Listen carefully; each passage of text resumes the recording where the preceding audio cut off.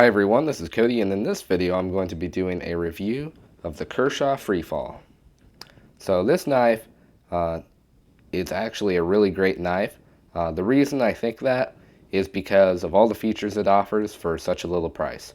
So starting off, the price of this knife can vary. I think like online you can get it for like around 25, but I think Walmart usually carries it for like 17 or 18. And then there's actually another one that they carry, which is this, which is the exact same knife, and it only cost me a little under 14. It was like 13.90 something, and that is just an amazing deal.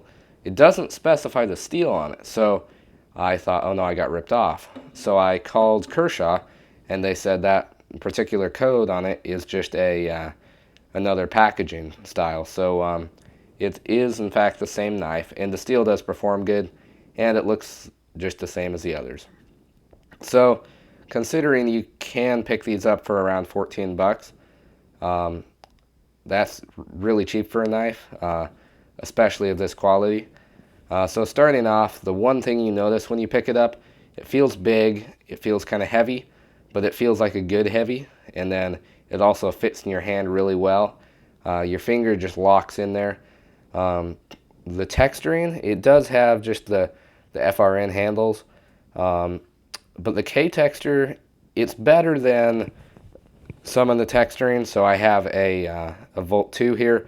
This is really slippery. This is pretty nice. It's still not G10, but it is nice to hold on to. And then with that the thumb guard there, the flipper, your hand just locks in. And then you've also got some jimping up top. It kind of looks rounded over, but it's actually pretty aggressive. I would have liked if they'd made it a slight thumb ramp, but it's nothing I'll complain about. It's kind of nice the way it is, actually. And then you have this big blade. The actual cutting edge is a little bit under 3¼ inches. I'm not sure the entire blade length. Now, it's kind of an interesting blade. This is one reason I haven't bought it for a while, because I wasn't sure if I'd like it. So you've got, it's kind of like a Tonto, basically it is. So it's got a flat going here and then one up here, except each one is kind of rounded.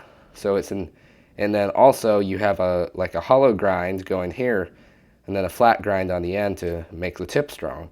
So, sharpening it is kind of, you might think it would be difficult, but it's really not that easy, not that hard. With a stone, you just kind of take it there and then go along there, and just continue that little bit of a curve.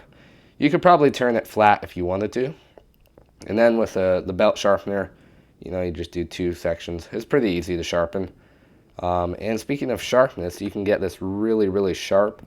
With both of my work sharps, I'm able to get it shaving sharp. Just slices paper, plastic, anything, and it holds that edge for a while. Obviously, it's the 8CR 13 MOV steel, so it's not the best in the world, but it's a nice working edge, easy to sharpen. So having a look at further down on the knife, so it's not a full flow-through design. You have a gap here, but then it has this thing here. You may be able to take that out, but I don't really know how you would.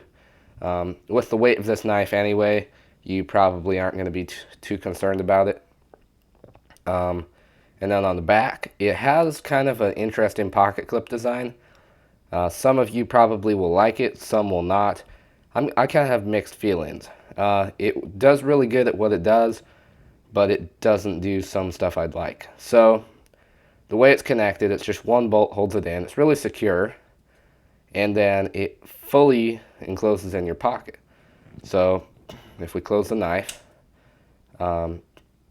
it completely encloses. And now for you people who like tip up carry, which I think is a lot of people, it's automatically set to tip up, so that's nice. And you can do right hand or left hand. But for those few people like me who prefer tip down carry, you can just pull it out like that. It doesn't do that, so it's kind of a disappointment there. But with all the other great features, it kind of makes up for it. And one nice thing is that it completely conceals in your pocket.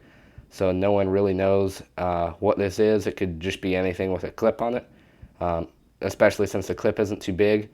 Now, one thing that is kind of a problem is that it's really difficult to get in and out of your pocket. So I'm sure it would tear up pants, but it's not too bad. Now, having a look at the actual blade tip when it's closed. Now, on some knives, like the Volt 2 over here, when the blade is closed, like after it's worn down a little bit, that tip actually sticks up and could snag, and I'm not really a fan of that. And on this one, you actually have all this time to go up there before the tip has a chance of snagging. So that's great. It's kind of a good longevity feature. Now the lockup on this, it just flies out. The speed assist is really great. You just press it and it works great. The lockup doesn't quite fully go over on mine, but it's really strong. There's not really any play forward or backward, side to side. It really does work well.